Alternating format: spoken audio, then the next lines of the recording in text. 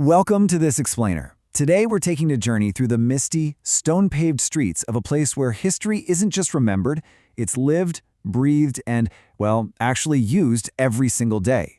We are exploring Shaoxing. It's a city that completely defies all the usual expectations of a historical site. So let's dive right in with a simple question. What if ancient China wasn't just trapped behind glass in some museum somewhere? I want you to imagine walking out your front door and casually crossing an 800-year-old stone bridge just to go grab your morning tea. Or, picking up your groceries along a canal that was dug literally over 2 millennia ago. It sounds crazy, right? But this isn't some fantasy. This is the actual, daily reality for the residents of Shaoxing. And the absolutely crucial point we're going to unpack today is this concept of flow. In Shaoxing, water is quite literally everything. It shaped the city's physical foundation, it nurtured this incredibly profound cultural and literary current, and, as we'll see, it still creates its culinary lifeblood today. We're talking about a continuous, unbroken current spanning 2,500 years. Okay, Section 1, City of Flowing History, navigating 2,500 years of heritage. Let's see exactly how this incredible city was born out of treacherous swamps and imposing mountains. Shaoxing's evolution is just staggering. If we look back 2,500 years ago, the early Yue people were actually living up in the southern mountains, basically hiding from devastating floods and tides. But then King Goujian of Yue brought them down into the plains. He spearheaded this massive engineering effort to dig canals, build seawalls, and ultimately transform a desolate marshland into a thriving capital. So literally, out of a swamp, the foundation of modern Shaoxing was born. Moving on to Section 2, Marvels of Ancient Engineering, the Symphony of Stone and Water. Now, let's take a look at how this ancient civilization actually managed the flow of physical traffic. Think about a typical modern highway interchange for a second. Highly effective, sure, but it often requires clearing massive amounts of land and sometimes destroying entire neighborhoods. Now contrast that approach with Shaoxing's 800-year-old Bazi Bridge. These ancient engineers brilliantly solved multi-directional traffic over a really complex water intersection, and they did it by adapting to the environment, meaning they didn't have to displace a single family or demolish a single home to build it. The Bazi Bridge is, without a doubt, a crown jewel of ancient engineering. It was built over 8 centuries ago during the Southern Song Dynasty, and it gets its name because its sloping ramps are actually shaped like the Chinese character for 8, Ba. It perfectly connects 3 converging rivers and is widely considered to be China's oldest existing urban overpass. But honestly, the best part? It's not roped off like a museum exhibit. Local residents still live and work seamlessly right along its banks, exactly as they have for centuries. I really just want you to take a moment and let that number sink in. 800.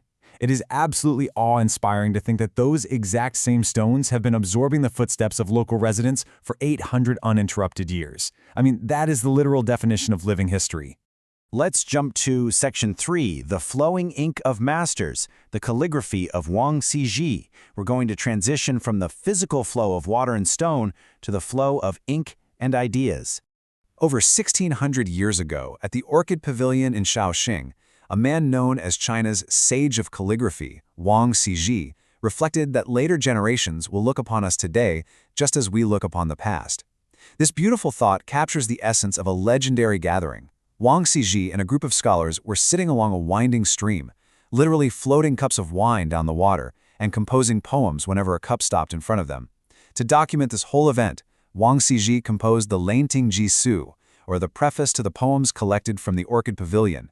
It's an absolute masterpiece of running script that reflects so profoundly on the fleeting flow of life, time, and legacy.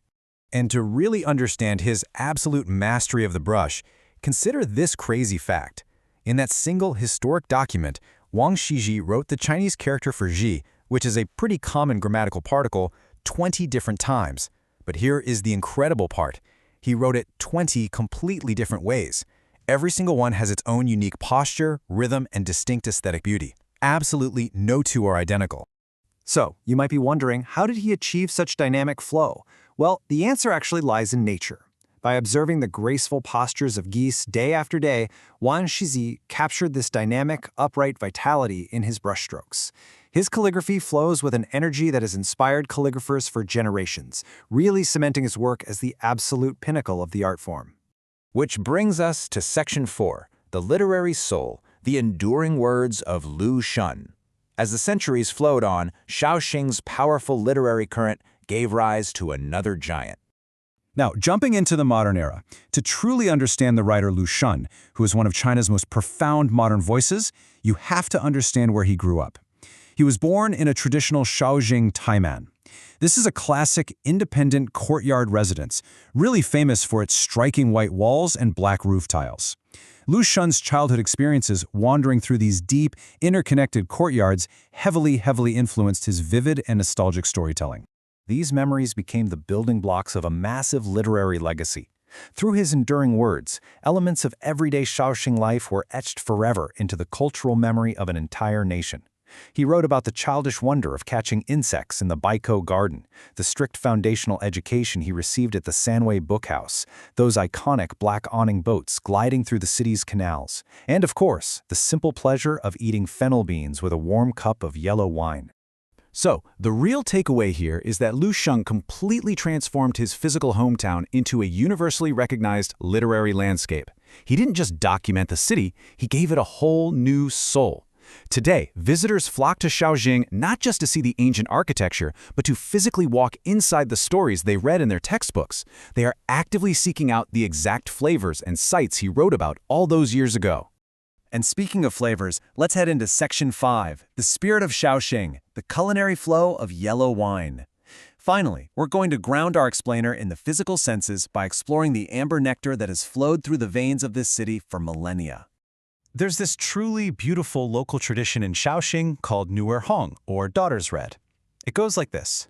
Upon the birth of a daughter, a family brews a jar of premium yellow wine and buries it underground.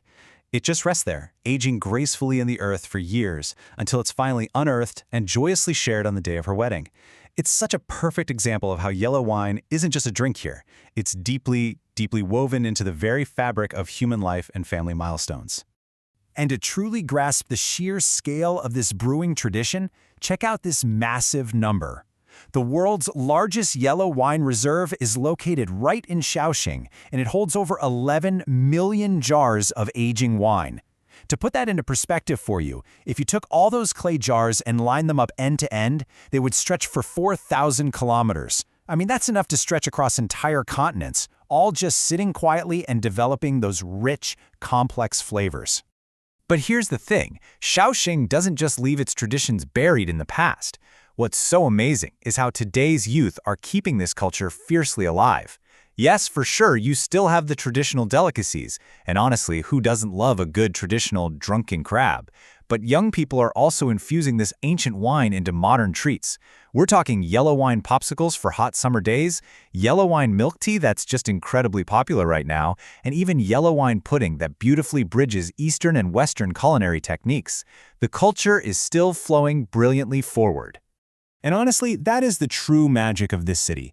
Whether it's the rich, layered flavor of the yellow wine, the dynamic, sweeping stroke of a calligraphy brush, or the sturdy, moss-covered stone of an ancient bridge, Shaoxing remains a dynamic, living masterpiece. It absolutely refuses to be frozen in time. Which brings us to our final stop, Section 6, the unbroken current, leaving your mark. We've seen how water, ink, and wine have intimately shaped this city over 2,500 years.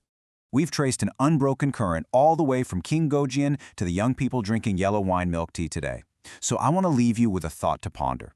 We are all part of a flowing history. As the current of time continues to flow, how will you leave your own mark on its waters?